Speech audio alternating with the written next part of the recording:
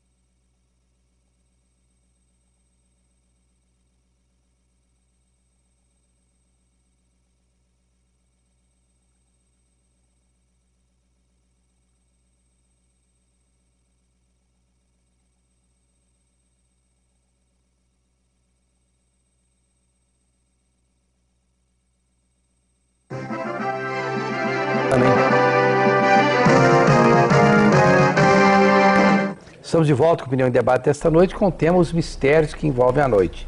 Envolve a noite, não envolve a morte, que às vezes acontece à noite também. Mas o debate estava bom no intervalo, parece que o intervalo fica até melhor. O tema do próximo programa, União Homoafetiva. Bom, aqui a Alda, do setor Castelo Branco, quais as possíveis causas ou explicações de desencarne em massa, como que aconteceu no Japão há um mês atrás? Tem explicação, Calci? Compromissos kármicos de várias pessoas.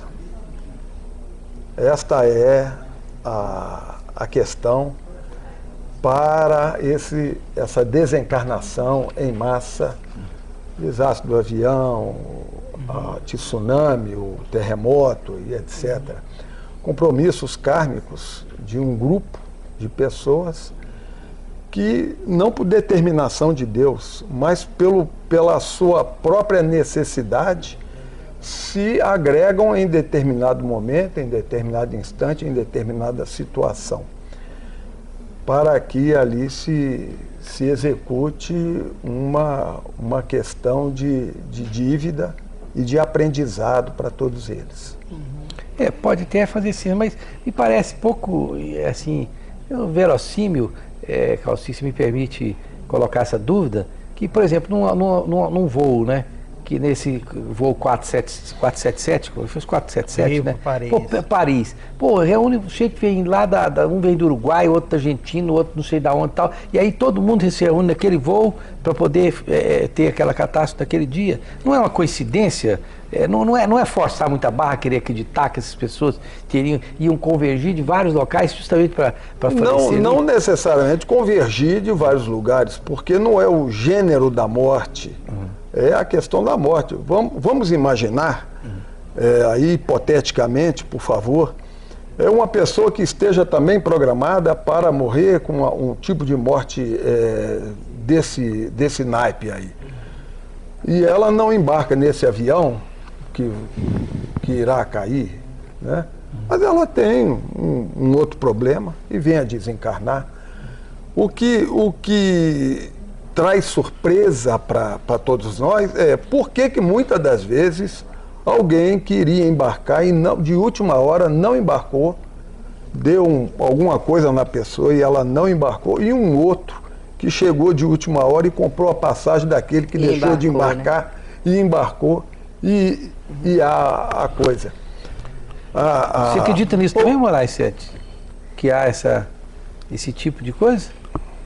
Bom, nós acreditamos em uma situação, depende de uma providência divina, né? Talvez em algum momento pode ser que a pessoa deixou de embarcar porque pela providência divina, por um anjo, né, da guarda daquela pessoa, e de alguma forma direcionou para que ela não embarcasse. Mas nós não vamos dizer assim, não estudamos ou não nos atemos muito a essa questão. Doutora Onofre, eu acho que a questão, esses exemplos que você está dando, por exemplo, de morte, está baseado, a diferença fundamental que a gente deve fazer nos dias, imagino eu penso assim, é a questão, a ciência. O quanto eu separo a ciência, e eu acredito na ciência, eu tenho exatamente o quê? A definição. Isso que ocorreu no Japão, uma placa tectônica que mudou, mexeu ali no fundo do mar, tal, fez aqui, papá. Então, isso a ciência me diz. Muito mais do que, obviamente, com todo respeito, eu não comentei que Deus mexeu placa tectônica e fez a morte. Não, sim, pois é. Então, eu acho que o movimento geológico é natural e ocorre. Assim como o processo de morrer é algo natural. Deveria ser, e hoje é um sofrimento, né? É um sofrimento muito grande para todo mundo, porque tem a parte científica que traz algum conhecimento. O que morre primeiro? O cérebro ou o coração? Pronto, começa da dificuldade aí. O que morre? Bom, qual que morre primeiro? Não, para nós, do ponto de vista prático, quando o coração para, que morre. Mas tem a morte cerebral, antes do coração parar. Que é comum, por exemplo, para fazer a doação para o transplante, por exemplo. O indivíduo morreu o cérebro, já não tem circulação. Para nós, o que é a morte cerebral? Não ter circulação de sangue no cérebro. Não ter atividade elétrica no cérebro. Mas o coração continua batendo. Então, para nós, do ponto de vista prático, eu estou lá, médico, vou dar um atestado de óbito quando o coração para. Então, esse é um ponto. E é baseado no quê? No que a ciência produz. Da ciência, e não, obviamente, o que? Colocar, obviamente, crenças são importantes, e é isso que segura, né? A fé. A fé é um componente fundamental no processo de morrer, já que a ciência não responde tudo. Inclusive, doutor Onofre, nós, também como adventistas, nós acreditamos muito na ciência. Inclusive, nós acreditamos que a verdadeira ciência, aquela ciência realmente pautada em estudos científicos sérios, ele comprova aquilo que uma religião bem direcionada, adequada e no sentido de acreditar em crenças que realmente procedem e que têm base efetivamente bíblicas, elas andam juntas. Nós acreditamos que a verdadeira religião, a verdadeira ciência, elas andam de mãos dadas. Silvana, mudando um pouquinho o eixo aqui, nesse simpósio que as pessoas se interessaram tanto, que é o Simpósio Goiano de Psicologia Transpessoal sobre Nascimento, Morte e Transcendência, né? Você vai dar lá um tema que é morte do ego e renascimento. O que é a morte do ego? Olha, a morte do ego, ele é um processo muito profundo, onde você passa de um estado de consciência para outro. Na realidade, é uma técnica, de certa forma, que nós usamos dentro da psicologia transpessoal. A psicologia transpessoal, ela tem essa dimensão, ela integra essa dimensão do sagrado. Isso que eu estava falando com o Onofre. Hoje em dia, houve um tempo em que a psicologia, para ser psicologia e ser ciência, ela teve que se desvincular desse sagrado. Você entende? Pois é, da religião. Então, assim, o que acontece? É uma aproximação. Agora uma aproximação, porque cientificamente a gente viu que as pessoas que têm fé, e elas têm um bom prognóstico. Então tem esse trabalho de morte e nascimento do ego, esse é um trabalho que vem da psicologia budista tibetana. O Dr. Léo Matos trouxe para nós esse trabalho. O Léo, fizemos formação com ele há muitos anos, eu, Nilton e toda a nossa equipe. Enfim, nesse trabalho o que acontece? A pessoa, chega uma pessoa no consultório, por exemplo, para mim, igual eu tive uma pessoa que chega lá. A pessoa chega lá e fala para mim, olha, eu quero morrer. Isso é muito comum. Eu quero morrer. Está deprimido, está não sei o quê. Dependendo de como a pessoa está lá, o que eu faço? É uma tendência suicida, então. Pode ser, mas todos nós já quisemos morrer algum dia. Não necessariamente. A pessoa ele pode desejar morrer, mas não querer matar-se. Não, ele pode até que matar, porque cão que ladra realmente acaba mordendo. Na psicologia, a gente tem isso. Quando alguém fala alguma coisa, a gente presta atenção. Então, assim, na nossa psicologia, na transpessoal, que é uma linha humanista. Então, por exemplo, assim, na academia, eles se preocupam mais com o comportamento da pessoa. Então, se a pessoa se comporta bem, por exemplo, psiquiatria. Então, eu acho que o remédio, por exemplo, tem seu lugar, mas o remédio não vai curar a nossa dor de existir. Sim. A verdade é essa. O que existe é por enquanto. Então, existem essas técnicas onde a pessoa, por exemplo, chega com um sintoma desse, né, que ela quer morrer. O que eu faço? Em vez de tirar o sintoma com remédios, eu vou... Pelo contrário, o sintoma é um enorme farol para mim. O que eu vou fazer é fazer ela morrer, viver esse momento. Entende? E nisso aí, aquilo respondendo a pergunta que foi anteriormente feita, é o processo de ensinar a morrer, não ensinar a morrer, ensinar as pessoas, porque o problema maior não é daquele que está prestes a morrer ou que está morrendo. A maior dificuldade que a gente vê no dia a dia da prática, vamos botar coisa prática no dia a dia, da própria igreja, no confessionário, ou no hospital, na UTI, são as pessoas que circundam, os familiares, os amigos. Todos rejeitam a morte como um todo, né? E quase sempre querem achar algum culpado, alguma dificuldade, assim, no sentido de querer explicar o processo da morte. Então, o ensinar a morrer é importante nesse aspecto. Não de ensinar da aula de morrer, mas mostrar para todos que nós vamos morrer. Tem determinadas doenças que não existe cura. Que não tem como. Pode postergar um pouquinho tudo, mas morre. Existem vários tipos de morte, gente. Tem a morte que é física, igual ele está falando, mas existe uma morte que é psicológica. Esse trabalho que eu faço é uma morte psicológica, onde a pessoa ela sai daquele estado de consciência para um outro. Então ela se imagina morrendo, e se imagina morrendo das piores maneiras, de todas as maneiras que você possa imaginar, até que ela morre. Silvana, eu fico imaginando aqui, eu vou falar bobagem, porque eu sou especialista, quem em sã consciência vai querer ter uma sensação de morrer em diversas ocasiões? Eu vou querer isso. Tem que ter confiança. Tem que ter confiança. Tem que ter confiança, porque se a pessoa não viver isso, com certeza. Olha, por exemplo, eu recebi uma pessoa, uma menina, ela tinha muito medo. E aí eu falei com ela, quando a gente tem um medo, a gente tem que imaginar, a gente tem que olhar para esse medo, senão ele vai ficar muito grande, e daqui a pouco você não vai pedir nem mais socorro. E tem a experiência de morte, né? Muita gente tem a experiência de morte. Aí o que eu faço, entendeu? Nós vamos olhar para esse medo. Então o que vai acontecer? Ela se imaginou morrendo, perdendo quem ela amava, por fim ela morreu mesmo. Aí até esse nível aí a gente vai, só que eu tenho que sair disso. Então tem que integrar a experiência. Então depois que ela se vê morta, geralmente eu pergunto para ela se ela está se vendo de frente. É uma fantasia, entende? Mas é uma fantasia muito real. Entendeu? Você faz esse encontro. E aí o que acontece? Ela se confronta ali, e aí eu olho para ela e falo, você está se vendo, você está vendo seu corpo? Tô. Digo, então, imagine que você está subindo agora, para cima. Por quê? Para mudar esse estado de consciência. E ela vai subindo, subindo, e eu pergunto para ela, é dia ou noite? Geralmente as pessoas falam dia. Se é dia, eu falo, então o sol está aí. Então, eu faço com que ela faça uma jornada de fantasia até essa luz. Por que a luz? A luz é um arquétipo de ascensão.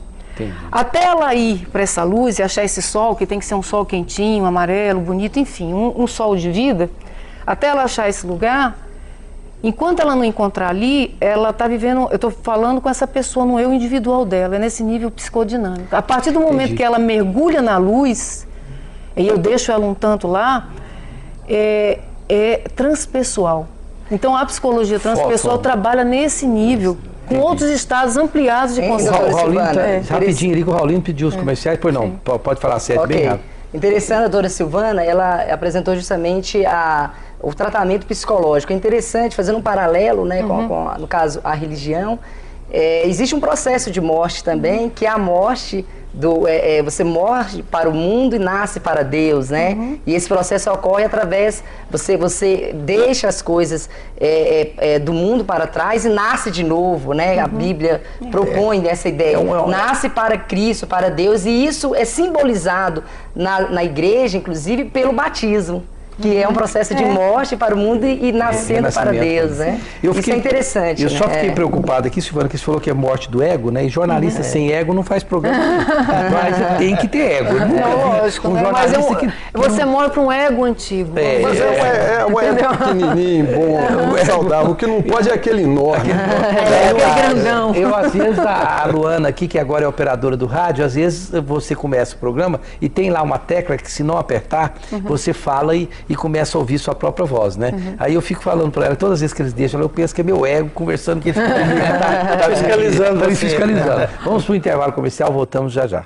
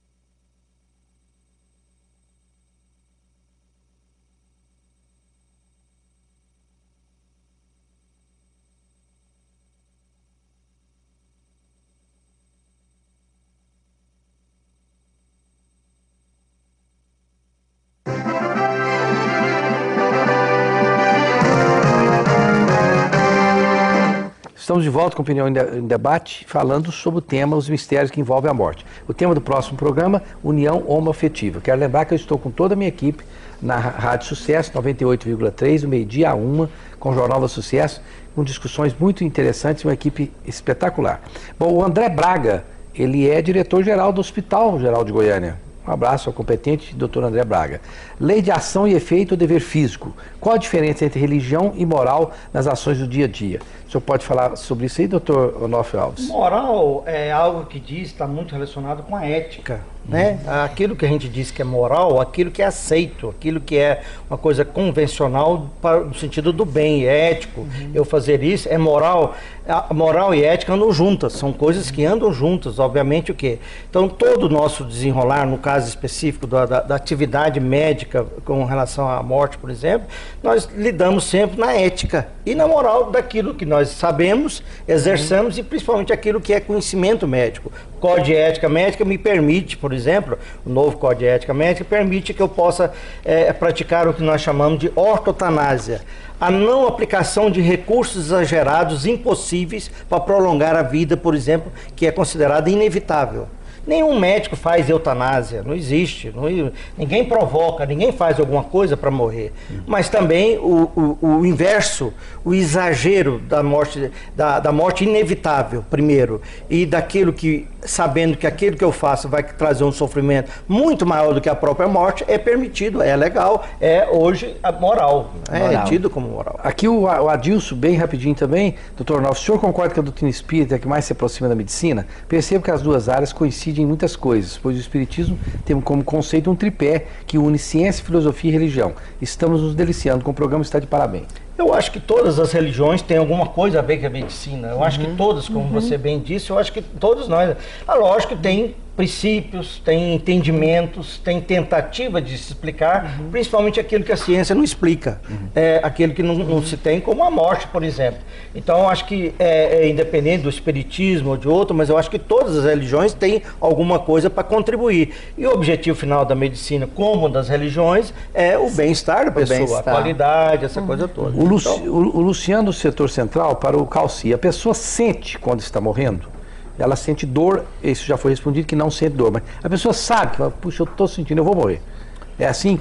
Para usar um termo, então, que você e a doutora aqui do lado está acostumada, os Mahatmas, as grandes almas, elas pressentem a morte, sabem o momento certo, têm essa condição, essa possibilidade, porque são seres que transcendem ao normal, vão muito além da matéria. Então, há seres que sim, conseguem, mas na Terra são muito raros. Geralmente, nós não sabemos e não temos nenhuma sensação antes da morte, em face ainda da nossa pouca evolução, do nosso pequeno conhecimento que ainda a população da Terra ainda tem.